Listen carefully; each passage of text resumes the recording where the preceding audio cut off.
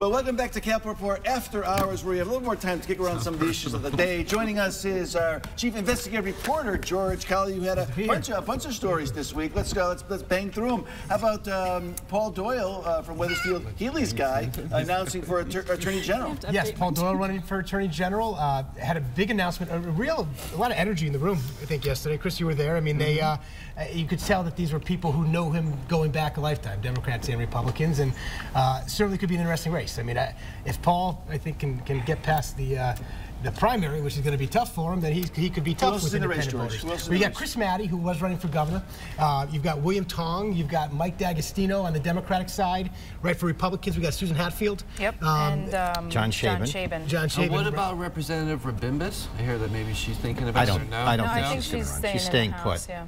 She's got a great future in the legislature and beyond. She's very young. I think she'll be a congresswoman for the 3rd at some point. But to get to your point about Doyle, you know, I know Paul a long time. I think he's actually got a pretty good shot, because I think the liberal left crazy vote, which Roy represents,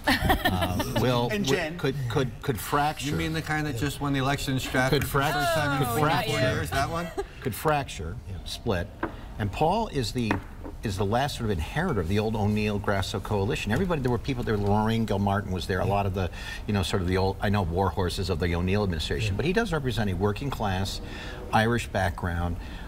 He's not the best speaker in the world, but he's very approachable and likable and, good looking, and he's got a good, decent record. Sounds like you, Chris. Sounds like you. Good looking part. If only Healy was an attorney. If only I was a lawyer, right? Well, one of the things that I'm paying close attention to, and that especially the Democratic side, is crumbling foundations has become one of the top George issues Colli right now. talking about crumbling foundations. And you've actually got, and in many ways, the Attorney General's race for that crumbling foundations issue is even more important than the governor's race. And you've got right now Chris Maddy at a forum in Danielson calling for that he would reopen the investigation into the insurance companies if he's elected Attorney General. You've got Paul Doyle, who says that he would reopen the investigation to look at all things, what the state knew, what the insurance companies knew, what else it was. Sue Hatfield is from that part of the state. She's from Concord. And what Dick Blumenthal knew back then. I think that everybody's looking at all those questions, and who knew what, and when and where.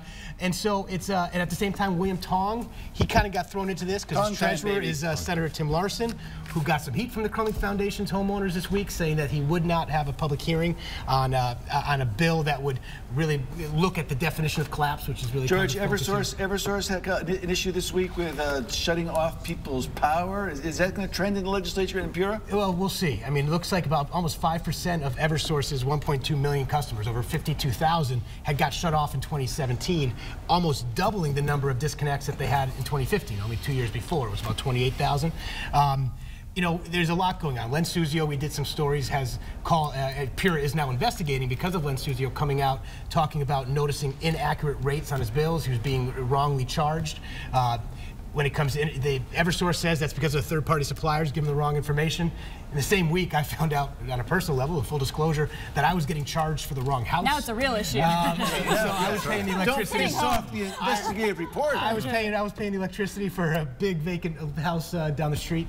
They did give me a full credit. Right, and in the lightning round, George, lastly, sexual harassment kind of maybe reaching the tipping point up at the legislature last week. Well, I think that it's getting to a point now where all sides are understanding that that there's a culture that needs to change there. In many ways, I think the caucuses have been treating it as a PR crisis so far instead of an opportunity to lead. You did see with these allegations against Angel Arce, Hartford representative, that he had allegedly sent some inappropriate text messages to a minor. Immediately, Joe Urson stepped up. Speaking of lightning fast. Yeah, but when you say text message minor, not good. No, this is not a good. This is not a good story. Like being licked on social media. Yeah, so like or banging things out. And so they are. But I think that it's the timing for that situation, because that story coming out was certainly not good for him. But I think that it's going to be. You are seeing the reaction now immediate. He pulled his leadership. I just want to ask one question. Can you ask Chris what happened to the Republican in the special election on social media? I was watching that over here. Just ask what happened. All right, guys. They got licked apparently. That was, all right, guys. Well, that'll do it for the lightning round with George Colli. I'm Tom Dunchik. We will see you back here next week. Thanks for joining us.